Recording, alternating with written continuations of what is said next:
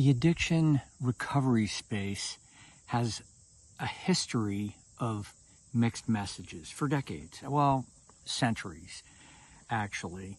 And it continues today. And like an example is families can do nothing until their addicted loved one and their addicted family member is ready to quit, like Al-Anon's message, detach with love, and maybe wait until they hit bottom or something like that. Another mixed message is pharmaceuticals as a first line of defense.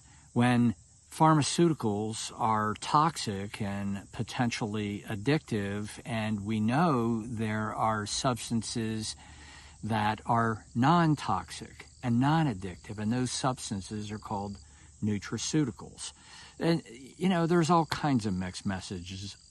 Another one could be shaming language with enabling, where in the addiction recovery space, enabling means just one thing. It's negative, it's bad, the family's enabling the addiction.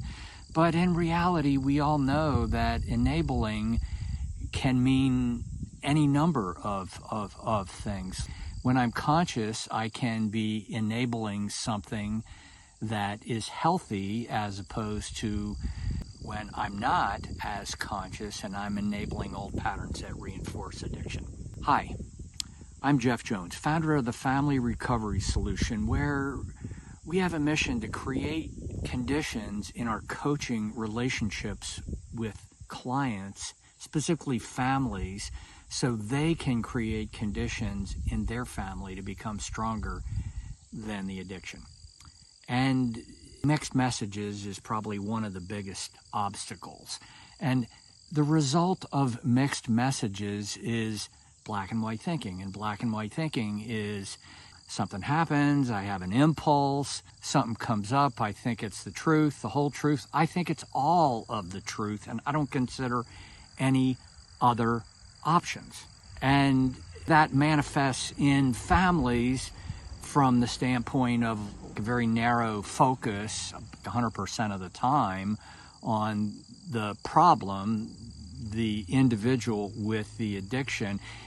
Black and white thinking also manifests in professionals and our system of care, really. And that would be automatically assuming that the mainstream message around what substance to try first to either help a family with symptoms from living with addiction, or to help an individual in early recovery, or to help an individual with just mental health symptoms. And that is, instead of the black and white thinking thing, we can slow ourselves down and think, what other options are there out there?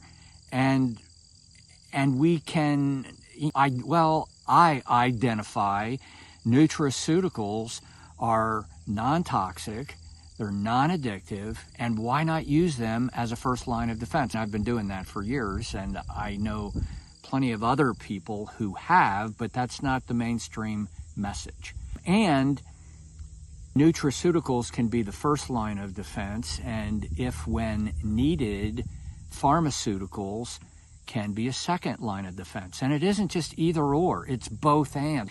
They can be used together. Please join me Wednesday, September 24th at noon Mountain Time, where I'll be presenting a webinar, Whole Family Recovery, Aminos as the foundation of healing. And I'm going to be talking about, some of the mixed messages, a little bit about where they come from and what families can do, what clinicians can do. So please join me.